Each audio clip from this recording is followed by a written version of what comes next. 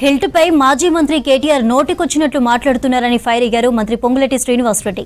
గత బీఆర్ఎస్ హయాంలోనే హెల్త్ పాలసీపై ప్రతిపాదనలు చేశారని చెప్పారు.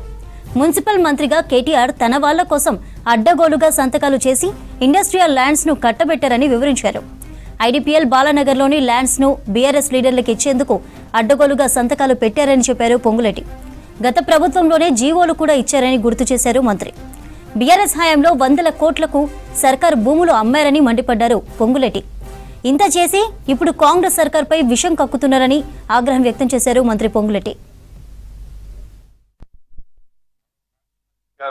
చెప్పేది 2 పాయింట్లు చెప్తున్నాడని నేను అనుకుంటున్నా. మేబీ రాంగ్ గా రైట్ మీరు చెప్పాలి. ఒకటి, ఆక్షన్లో కొనుక్కునే వాళ్ళకి మళ్ళీ మేము వెనక్కి తీసుకొస్తామనేది ఒకటి. రెండవది, ఇండస్ట్రియల్ జోన్ లో ఉన్న వాటిని కన్వర్షన్ చేసే వాటిని వెనక్కి తీసుకొస్తామన్నది ఒకటి. ఈ 2 పాలసీలు అడాప్ట్ చేసింది మాకంటే ముందు మీరు 10 సంవత్సరాలు ఆప్షన్ లో పెట్టి ఏదైతే ఇప్పుడు మనం 101 కోటి పోయిన ప్రాంతం ఏంటది అన్నాడు నియోపోలిస్.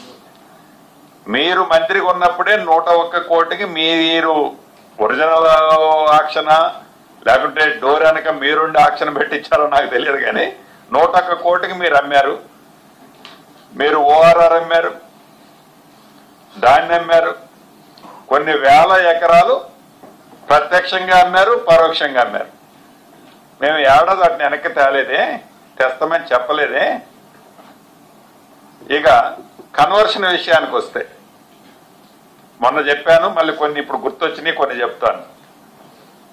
దిల్సుఖ్నగర్ దాని తర్వాత శిరీష్ రాజు గారికి సంబంధించిన ఇండస్ట్రీ ఒకటి ఉంటుంది. అరౌండ్ అది 42నో 43 అరౌండ్ 40 ఎకర్స్ 1 ఎకర్ ప్రసార్ మైనస్ ఉంటుంది.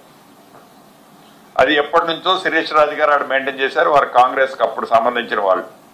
దాని చేతులు మారి ఎవరో ప్రైవేట్ వ్యక్తులకు వచ్చింది. దాన్ని మీరు ఆ శిరీష్ రాజు గారి ఫ్యాక్టరీ నడిచేటప్పుడు కానీ ఆ నడిచి కొన్ని రోజులు బంద్ అయినప్పుడు కానీ అనేక సందర్భంలో వేలాది మంది ఆ పరిసర ప్రాంతంలో నివసించే కుటుంబాలు రోడ్లెక్కి ధర్నా చేసి ఈ ఇండస్ట్రీని షిఫ్ట్ చేయండి అని అన్నాయి. ఎక్కడ పోరేసినా నీళ్లు బదులు పచ్చటి ద్రావం వస్తుందని వాళ్ళు చెప్తుండేవాళ్ళు గొడవ చేసి. ఆ ప్రాంతాన్ని కూడా మీరు ఇండస్ట్రియల్ జోన్, కెమికల్ ఇండస్ట్రీలు ఉన్న ప్రాంతాన్ని కూడా తమరు ఆధ్వర్యంలో తమరు మంత్రిగా ఉన్నప్పుడు రెసిడెన్షియల్ జోన్ కింద మీరు కన్వర్షన్ చేశారు. ఇలా ఐడిపిఎల్ చాలా ప్రాంతాల్లో మీ శాసనసభ్యులు, మీ మంత్రులుగా ఉన్న కంపెనీలు, బినామీ కంపెనీలకు సంబంధించిన ఆస్తుల్ని మీరు ఇండస్ట్రియల్ జోన్ నుంచి కన్వర్షన్ చేసి చూపించడానికి రికార్డ్ ఎవిడెన్స్ ఉంది. దానికి ప్రత్యక్షంగా మీరే సంతకం పెట్టారు. మరి అయ్యాలు మీకు గుర్తు రాలేదా? వాటినన్నింటినీ మేమేం మళ్ళా తిరిగి మేము అది ఇది అని ఏం అనలేదే, భయపెట్టలేదే ప్రజల్ని ఏ రోజు? అంటే ఏంది అసలు మీ బాధ ఏంది? మీ ఆ విషయం కక్కే పద్ధతి ఏందో నాకు అర్థం కావట్లా.